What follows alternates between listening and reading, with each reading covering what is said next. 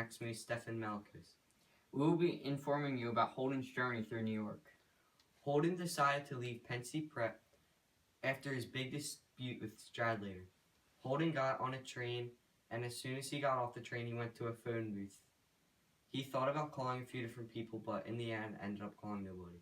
Then Holden called for a cab, and he went to a hotel named the Edmont Hotel. The Edmont Hotel is where Holden saw a bunch of perverts out of his window.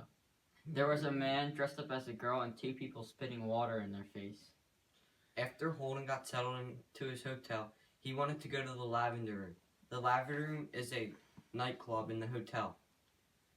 Holden was feeling pretty horny. He met 3 girls from Seattle, and he danced with all 3 of them. Holden then decides to go back to his hotel, a whole 41-block walk back. Holden was thinking about where his gloves could be. Holden pretends that he socked the person that stole his gloves. He pretends to be that big tough guy. Finally, when he walked into the Edmont Hotel, he met Maurice, the elevator operator. Maurice offered Holden a prostitute to send to his room. Holden accepts. The prostitute's name is Sunny. Holden does not want to have sex. He uses the excuse he had an operation on his clavicle, which is a made-up body part. Maurice says it is for $5, but then later comes in demanding $10. When he comes back in demanding $10, he punches him so he can get the money out of him. Holden then got a cab and headed to Grand Central Station. Holden goes there to kill time before his date with Sally Hayes. Holden got breakfast at a sandwich bar at the station. Holden meets up with 2 nuns who he had a great conversation with. As the nuns are leaving, Holden did something stupid. He says, "I was smoking a cigarette, and when I stood up to say goodbye to them, I by mistake blew some smoke in their face. I didn't mean to, but I did it. I apologized like a madman, and they were very polite and nice about it, but it was very embarrassing anyway."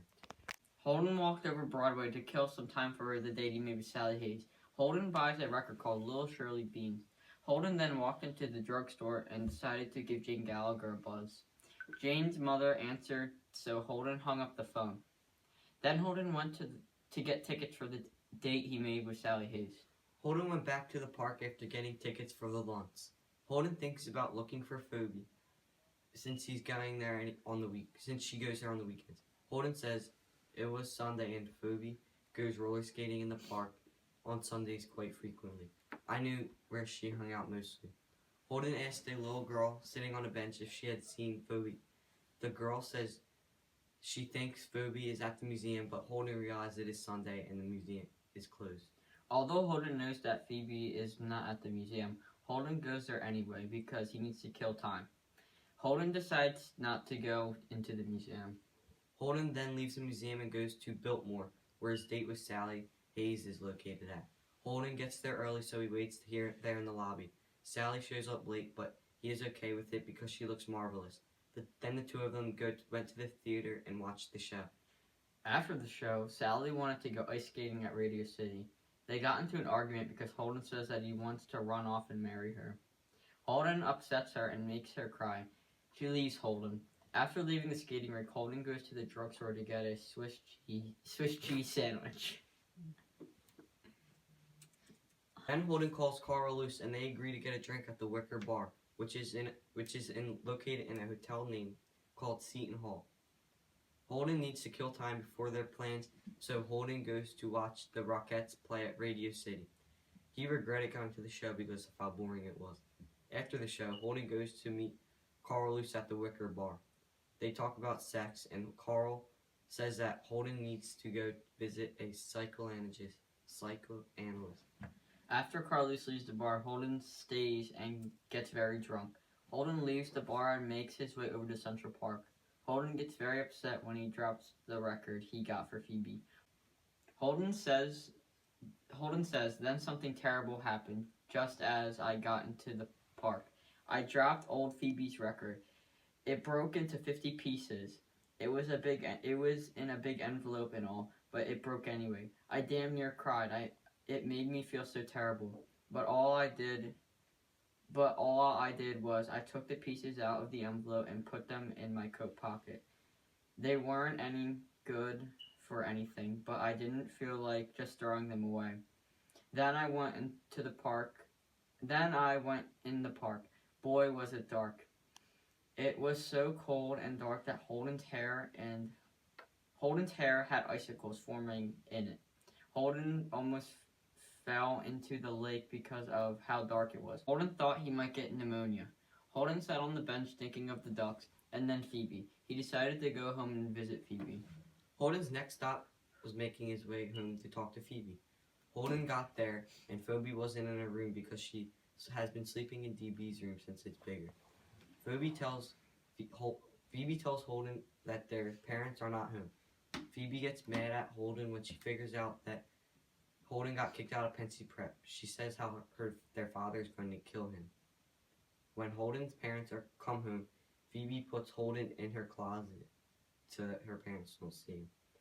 Their parents ask Phoebe why it smells like smoke, and Phoebe responds that she was smoking, not Holden. Phoebe gives Holden her Christmas dough. It was $8.65. Holden leaves his house to go to Mr. Antolini's for the night. Who has an apartment at the Sutton place. Mr. Antolini is one of Holden's teachers at Elkin Hills. Mr. Antolini talks about how Holden needs to apply himself in school because he is headed down the wrong path. While Holden is sleeping, Mr. Antolini touches his head, and Holden interprets it the wrong way, so he left. After leaving Mr. Antolini's, Holden walked over to Lexington and took the subway down to Grand Central to get his bags. He slept in the lobby since he had not had a good night's sleep in a few days. Holden decides his next stop should be at Phoebe's school. He wanted to give her money and say goodbye to her. He had a plan to go down south in the cabin and start his life over. He went into her school and was going to give a note to the main office. Holden was angry with all the FUs on the wall. Holden's note said for Phoebe to go to the museum, so he waited there for her. Phoebe wants to go down to south with Holden, so she brings her suitcases when she goes to meet him. Phoebe is angry with Holden because he says that she cannot go with her.